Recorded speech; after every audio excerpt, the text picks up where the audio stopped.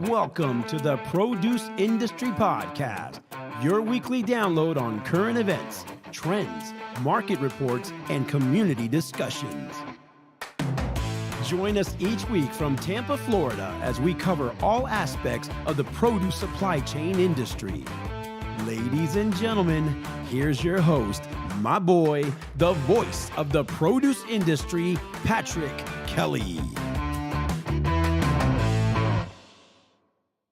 Hey, produce people, welcome back to the Produce Industry Podcast. I'm your host, Patrick Kelly, also known as Lil Citrus, coming to you live from Fort Lauderdale, everyone, during the East Coast Produce Expo. That's right. It is January 12th, 2026, and we have a lot going on. As always, a couple announcements because East Coast Produce Expo, obviously being last week, we were able to see some people be out in the industry for the first show, but then also moved into PodFest Global, which I spoke about your niche podcast, right? Growing your niche podcast. If you're a business, heck, if you're a podcast in our industry, reach out to me because guess why?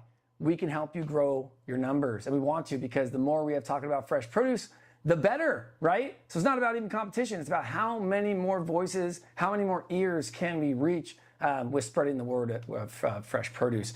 And then Swipe, the Southwest International Produce Expo. I leave in just 2 more days and on the flight to Tucson, okay? First time being at Swipe, excited to be at Swipe. I'm gonna be on the floor. We're gonna do like some round robin interviews, okay? From booth to booth is how we're gonna do it. No setup. I would say kind of old school, might even just be on a phone too. We've got some pretty cool new equipment out there that is, I would say, reshaping the way we're gonna be conducting our interviews, everyone. So stay tuned for that. And then just within a week after Swipe, we're going across the pond. Juanita and I are jumping back over to Fruit Logistica Berlin. We're gonna talk to some apple companies from Italy. I mean, we've got the DRC that is there again representing Canada, North America, right? So we're gonna learn a little bit more about how they're broadening the horizon across borders for the produce and supply chain industry. And then obviously seeing some of our international clients and partners after going through that year of tariffs. So we can't wait to get out and get those updates. And then fast forward a few weeks, I know, right? SCPC Southern Exposure, back in Orlando, Florida. Super, super, super ready for that one. One of the biggest shows of the year for us. The numbers show it, the downloads show it, the viewership shows it. You show it when you show up. So we have just a lot going on. 2025, leave it behind unless you're still in your fiscal year. We'll get there. But again, 2026, I keep saying to a lot of people, it's the year of the horse. It's the year to move forward. It's the year to hold your head up with pride. Know what you've done and go after what you want. So I want to talk about this episode today. And now we got those announcements all set. So what is this episode about? You know, I will tell you this, the fresh produce industry is coming into a new era, and we're going to talk about quality. We're going to talk about convenience. We're going to talk about labor and even talk about consumer expectations. And they're all colliding at the same time. Now, what about the retailers? Retailers are being asked more than ever to do more with less, okay? And growers are navigating a heck of a lot more unpredictable weather challenges, shifting demands.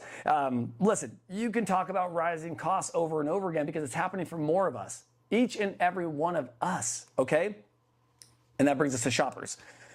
They want all fresh, value, price, convenience. They want the cherry on top of the ice cream and the cake, and they want to eat it too, okay? And so do I. I'm a shopper, I'm a consumer, I have kids, right?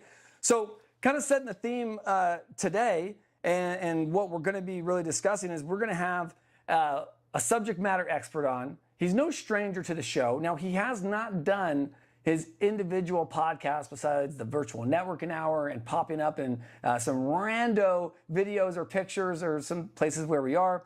So Jeff Cady will come on after the break, the Vice President of Produce at Tops Markets. And Jeff's going to set the stage after I kind of give this overview. But we're going to break down, Jeff and I came up with, some 5 forces of nature, right, in the shopping produce world that hits the retail shelves. And as we head into 2026, show you and deliver you maybe some opportunity or some gold nuggets on how to expand maybe as a grower, packer, or distributor, or some of the things that they might be going through. But one thing we will focus on is you, our industry, and the quality that's behind our produce, everyone. So talking about quality expectations, they've never been higher, okay? Consumers are focusing heavily on quality all over the board, and we've seen it more and more. I've seen it inside myself when I go shopping, looking for that right produce that I know is out there, looking for that same taste or that same touch or that same flavor that maybe I had when I was like a 20-year-old, right? It brings me back to a memory knowing this is why I love getting asparagus, or this is why I love that mango, right? Food is emotional, right? So quality is key. And I'll tell you, between companies trying to get produce to last longer, reducing shrink, buying decisions are happening more and more. AI is coming into play as well. So consistency is very key in this and becoming a competitive advantage, and the suppliers that you're doing business with that involves their technology. Convenience continues to explode from chopped salad kits, snackable packs. The ready-to-go options are everywhere nowadays, okay? Expensive? Yes. But ready to go and convenient? 100%. Those SKUs are climbing. But the big question is how many versions of the same item can we market and really get support on, okay? And then inside the 4 walls, right, of this grocery store, this shopping experience, right, everyone? Retailers are trying to serve every cohort, cross-merchandise, give value to the shopper, discounts, loyalty rewards, health-focused, right? I mean, this has been more and more coming as from the 90s to the 2000s to the 2010s and eras, because we've asked for more, technology is delivering more, and now the retailer is being expected to do more. And what about variety? It's expanded across all categories, but what happens when the seasons don't match up and the consumer loses focus on a variety that maybe was only there for a season or two, right? So finding incremental variety, added value products, cross promotions, right? Growers and retailers aren't always aligned. They need to figure out how to become aligned. And all of this literally ladders up to the core principle of fresh produce consumption. So every action we're going to take, it must be geared towards the customer experience. Whether you're a grower selling to a retailer, you got to understand the end goal of this, because when you send product to a retailer, they're not consuming it. They are still redistributing it to the public. So we're going to unpack a lot of this with Jeff. We're going to take a quick break. We're going to hear from one of our sponsors, and when we get back, we will have Jeff Cady on the show. We'll be right back. They say no 2 raindrops are the same, but here in Colombia, every drop carries more. Born in the Andes, heavy with stories, carving mountains, not just watering them. Because in Colombia, rain isn't a nuisance. It's sacred. It teaches patience and resilience. That's why our avocados aren't just grown. They're nurtured on volcanic slopes that touch the clouds. Creamy like butter, velvety like a dream, handled with care, ready for the journey. Because here, the land doesn't just grow avocados. It raises them, hands that know this soil like family. They don't just taste good. They taste like pride. The pride of generations who live this land. So when you are shopping for avocados, don't just look for ripeness. Look for story. Look for spirit. Look for Colombia, raised by Colombia.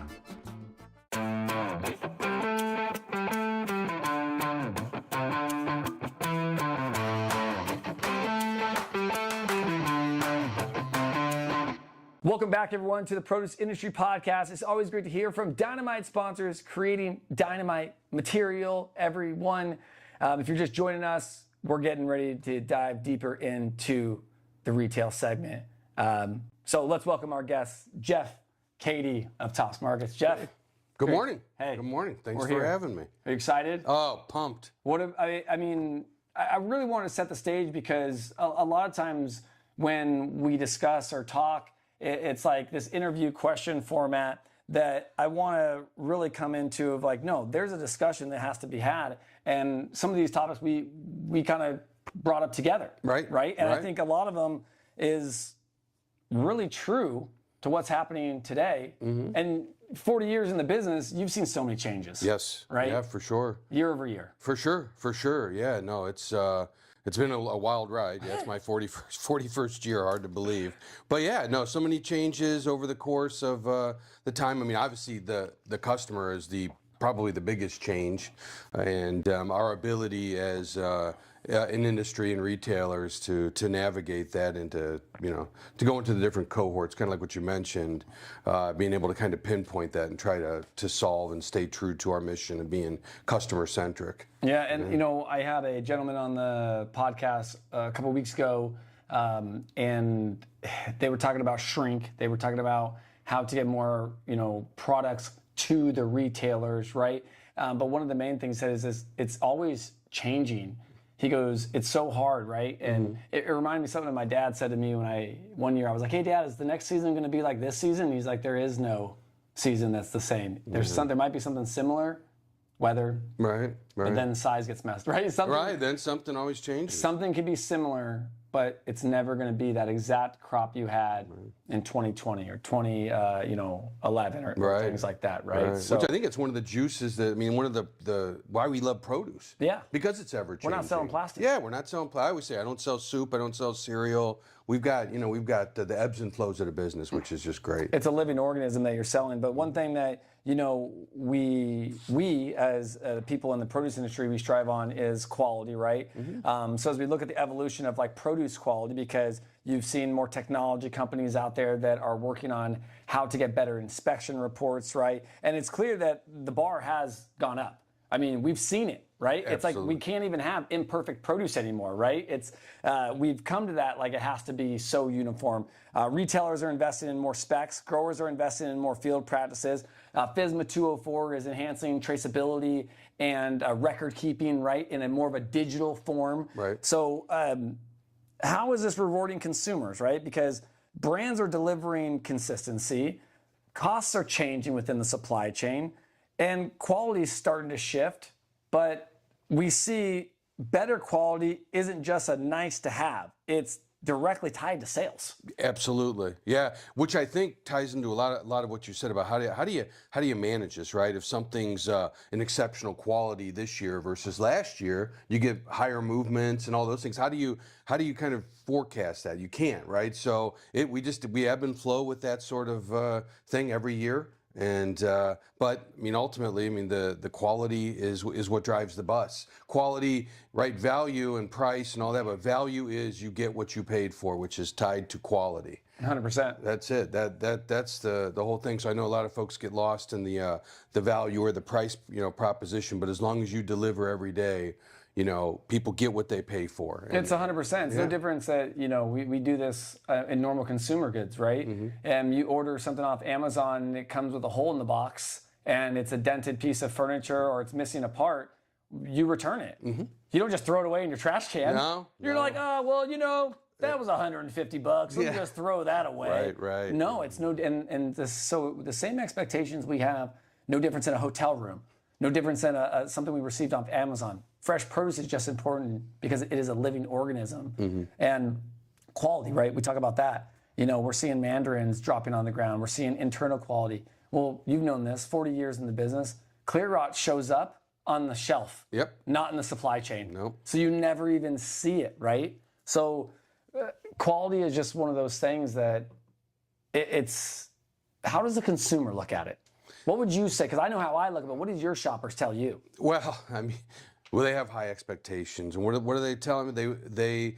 they vote us off the island, for lack of better terms, right? If things don't go well, they stay out of that category. If they go in and they, like you say, they find dry rot or whatever the case may be. Plus, I'm a consumer too, right? And half the time, that's when I'm the one finding it and then elevating it up and saying, hold on, we've got a problem. But by then, the customers have already figured it out, because the folks, right, they're buying the same 250, 300 items, throughout the store every year. They've already purchased that, and so they know how to pick the perfect pepper, the perfect. Well, within reason, right? But they know at least what to grab, right? So their quality specs are different than ours, but as the bar raises, you guys have to perform on that level, right? As well. Absolutely, and your vendors have to perform on that level, right? No doubt. Yeah, it's a partnership, right? And it's not about the cheapest price. It is not about the cheapest price. That's one of the things I bring up in every meeting I have. Yeah, I want the same. I want the value. I want Tops and Price Chopper Market 32 get what they paid for, so we can pass that along to the end consumer. Exactly. And then let's talk about those convenience, because the growth I've seen is undeniable, right? We've seen it. CPG in produce, right? You're seeing the salsas, the guacamoles, right? All these different items now. Even the fruit strip bars that you're starting to see, the Adam and Eves, right? Yeah. I mean, it's undeniable. I mean, from fresh cut to the meal kits, right? The salad kits. That's one thing that demand keeps climbing. There are some challenges when convenience becomes a clutter, though. Oh, it's a huge challenge, and it's like when is too much, right? When does that kind of like blind your consumer from making decisions? You walk up, there's so many different versions of the same thing, and they've got to make a decision on how they want to consume that particular item, and it's up to us to advocate on behalf of that. And we just do it from as much of a macro level as we can. We look at it and we say, how are all the consumers, responding to this item, and we give it its time. But you can't just keep banging in more items, because eventually you plateau. If it's not incremental, and it's not moving it, then you've got to make the decision, because then the shrink thing that we talked about earlier, listen, that becomes a real part of it too. It's a real thing, right? I don't want to throw it out. No one wants to throw stuff out. No one does. And you can't. And listen, I've had this happen. How many times? And you can't say never, right? I'm gonna just say it. You can't say never, because ready? How many times have you come back and a month later you see that deduction report and you have to bring it up to the grower, right? Yeah. And then the grower comes back to you and says, "It's been over a month. You can't report this," and you're not sitting here going, "I didn't do anything wrong with it. It legitimately has broken down, sales and demand has shifted," and I understand that, but without the grower, you guys have no product to put on the shelves. Right. But without the shelves, the grower has no product. Right. So it's a real balance there, and I think evaluating SKUs. You talked about this on that. Remember a couple of years ago on that virtual networking hour you did for us. We were always saying, like, when's the right time to approach you on business? And you were like, always. Always. Because. What do you mean? If I don't know and someone comes to me and there's this new guacamole pack or this new habanero pepper chili that we we just missed at a show, right? Right. No. Why would I not want that? Yeah, right? we want to know it as soon as possible. Yeah, we don't. I mean, yes, we have schedules. We want the press release, right? Right. We want the press release. Anything that we think can move the needle. Everybody got the pink pineapple, right? Everybody. Yeah. Seriously. Yeah. But it was one of those things where it's on the shelf. It came up.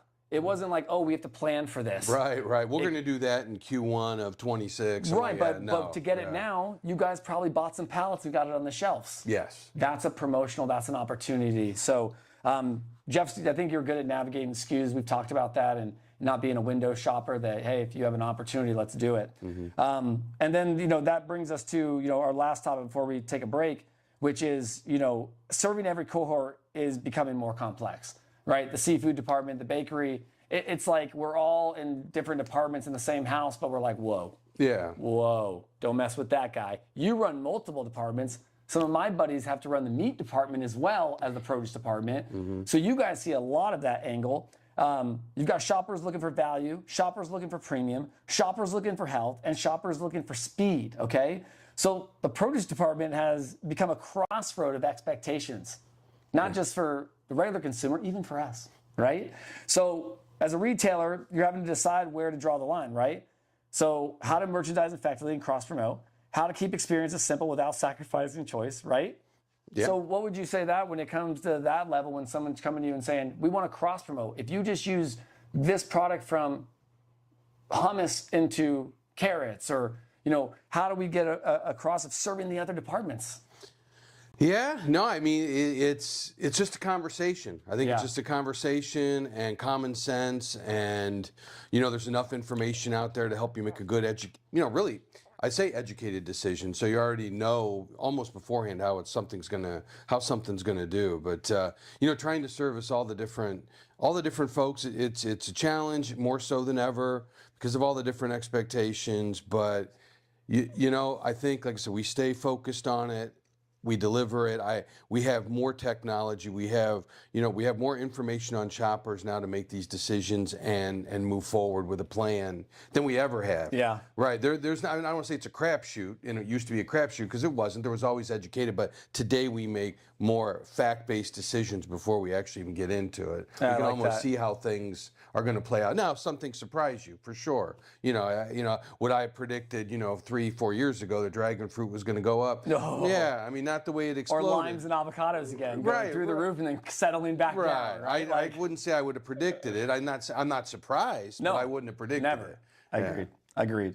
Well, you're bringing a lot of knowledge. I think that's what we want our listeners to know, because as we're going on 6 years of the podcast in April, we get a lot of feedback on what listeners want to hear. We've noticed the industry is listening, right? Mm-hmm. So it's good to give them, I would say, some gold nuggets on what they can do, because they might not get a chance to sit down and talk with you, right? So these types of sessions are really important. Everyone, we're going to take a quick break.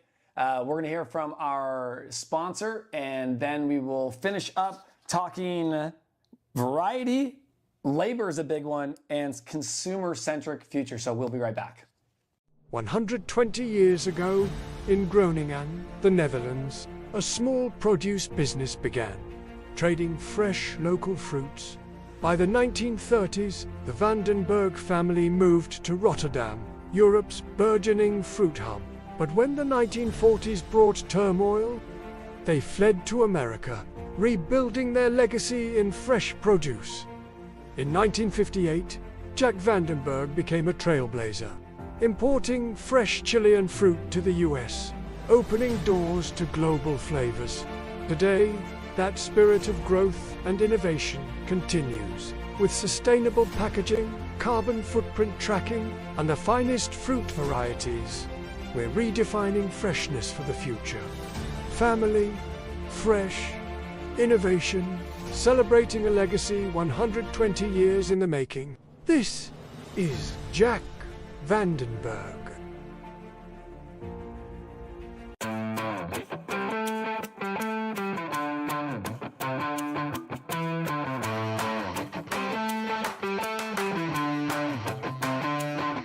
Welcome back, everyone, to the Produce Industry Podcast. Again, always great to hear from Dynamite sponsors creating dynamite content for the produce and supply chain industry.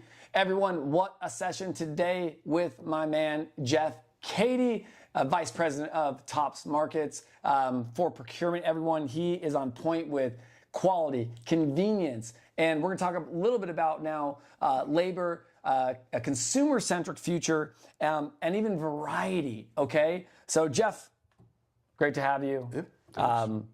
Again, we talk quality, convenience, and serving every shopper. Mm-hmm. We talked about consistency. Now we talk about like variety as we move into the final stretch of today. And one of the questions that a lot of people want to know, right, which is like, how do I get a new product into a retailer that's going to hit the consumer shelves, right? Whether it's a CPG product, whether it's an added value, and that's one thing that is going to be a tough one, and that also ties into labor though too. Bringing new products in causes new displays to be built, new merchandising, new PLUs. So they kind of go hand in hand when bringing in new products. Now, variety continues to expand across all the categories. Some of the things I've got listed: apples, berries, tomatoes, even citrus, right? These options keep multiplying. New tangerines, new shell packs, right? Mm-hmm. But the big question is whether that variety is truly incremental at this point. Is it? Just like the added value section. So does it drive new sales? Is it driving new sales? That's a good question. I mean, it really is that is the question, right? And that's really what we have to solve for. Yeah, and I think in some instances, yeah, for sure it is. But I do think in a lot of instances it's just cannibalizing a SKU that you had before. So as a retailer, you need to be able to manage that, and you've got to say, okay, where do I kind of bring that back so I can open up on this? How do I cut these things in? You know what? It goes back and forth all the time, and it's really based on quality, right? Because you bring it in. Yeah. It's, you know, and getting it on the shelf is obviously it's a conversation. But one of the things that I've got to tell folks is that to come in and try to sell something or have us add a SKU or a new variety item to our shelf, I would hope that you're familiar with our stores, at least stopped in maybe prior to the meeting, or at least taken the time to hit the website. I know it's not always, you know, key, but go in and say, hey, how can I make this work? Because yes, we're not looking for people to come in and give us more problems. We're all looking to. And we got those, everyone. I've got those in spades. Trust me, I've got problems galore. But yeah, I mean, if you have something great, okay, what can I do? Well, you know, how can I get my produce managers and make it easy for them to cut this in? Because if it's a UPC item, I'm bringing something in. Listen, shelves didn't get bigger. No, they're not. Yeah, I can't just start building more shelves and more. Like we're not.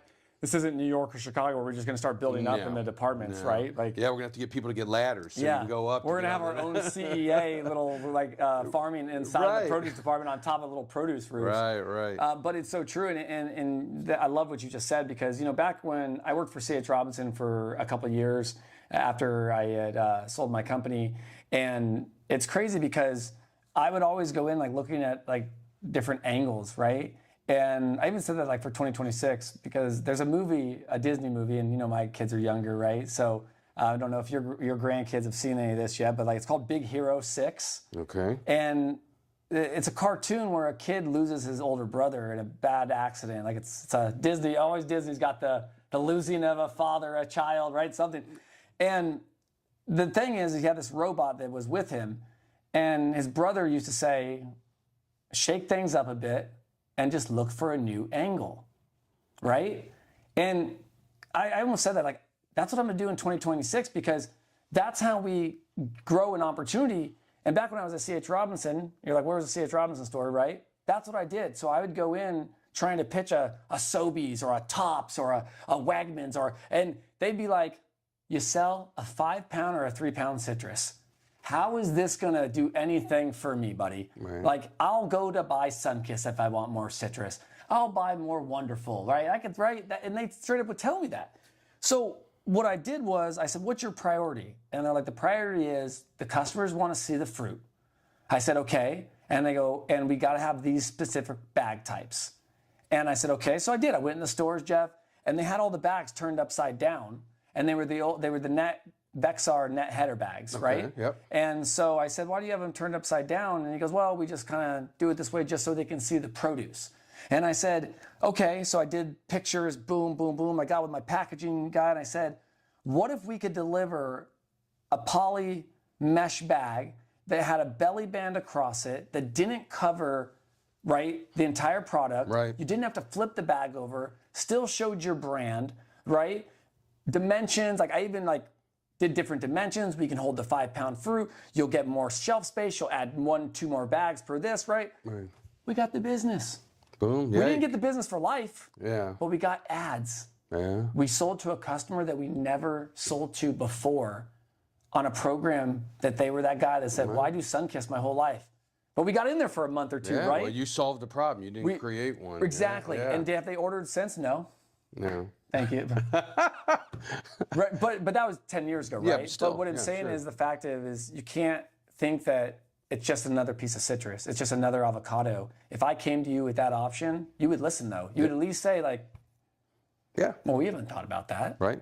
And I tell you can add 2 more bags per shelf using the same amount of shelf with a different SKU, a different bag size, and you're gonna sell 2 more bags per day? Yeah. Kind of sounds like an opportunity, right? It does. So, I mean, and I think that's where it goes into that consumer-centric focus before we talk about labor. Labor is the last thing.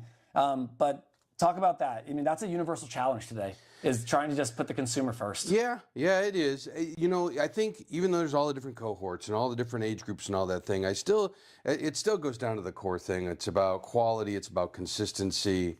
And I think it's consistency, which quality is part of. But if you can deliver consistent product all the time, I think, you know, really that's really the key of being customer centered, because that's really what everybody wants, is a good quality, getting what they paid for, irregardless. They make that decision. You know, we put the prices out there. Everybody can make their own decision along with the varieties, but it's got to be good. You have got to. No, because believe me, when it's not, you know, one, I hear about it. I'm obviously a shopper. I know you are too. 100%. My wife shops all the time. I'm getting pictures during the course of the day. I just cut this one. Did you see this? What's going on with this? Why is the yellow spot bigger this year than last year? Right. We get this too. Yeah. They expect us to know. Oh yeah. Sometimes I'm like, I have no idea. Yeah, right. She's like, what do you mean? You should know everything. I'm like, I have no idea this year. I'm like, I can call someone, but I'm like, no, I don't know why cantaloupe has been mealy for 3 years. Yeah. But yeah, for sure. But yeah, let's nail the quality and consistency. Being consistent as best you can is the solve for everybody. Yeah. That's what everybody wants. It is. And that talks about labor real quick. Your retail teams are stretched thin, right? You're paying people more per hour.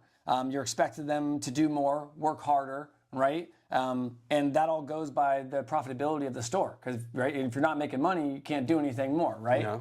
So from quality to convenience, right? And a variety of labor, there's a lot going on. Yes. And I think that's what, for a retailer, it's the machine that has to keep running, right? So all of these have to come into effect. And we talk about labor because we're losing the generation. I say the millennials are like the last generation of the true grit workforce, right? Even though we were made fun of growing up, like, oh, you millennials want everything. You're starting to see Gen Z and Alpha, how they're taking shape with technology, being COVID, you know, babies, in the sense that everything is all internet and done online, right? So we're starting to see when you hire someone, they're not trying to come in and do everything. They're like, what do I do? Right. How do I do it? Well, I didn't do that before. Wait, I got to touch that? That's mold. Right. That's fungus, right? Like, it's crazy what you can expect these days. So, yeah, Jeff, appreciate you coming on the show. A couple things before we wrap up. I got you. This is a cool book. So because you are like a wealth of connection, man. And that's something, so this is hilarious. So I get Podfest every year. It's last week. Every year we meet new authors. This is a non-best-selling author, everyone. You like that? That's a spin. Non-best-selling author. Yeah, right. You never hear that. This book is called The Wealth of Connection, and it's a new approach in making business decisions. And your generation got this. My generation got this, right? And the new generation hasn't learned it the way we did, right? So I thought about you when I got this book, and I was like, oh, this is a book for Jeff. So this is one for you. What I would love for you to do is, if you're not a reader, scan it and then give it to someone in your team that you know needs a little bit of help on that wealth of connection, right? Yeah. Because we got to pass the leadership to the next generation. Absolutely, yeah. Right? Yep. And then obviously a couple gifts.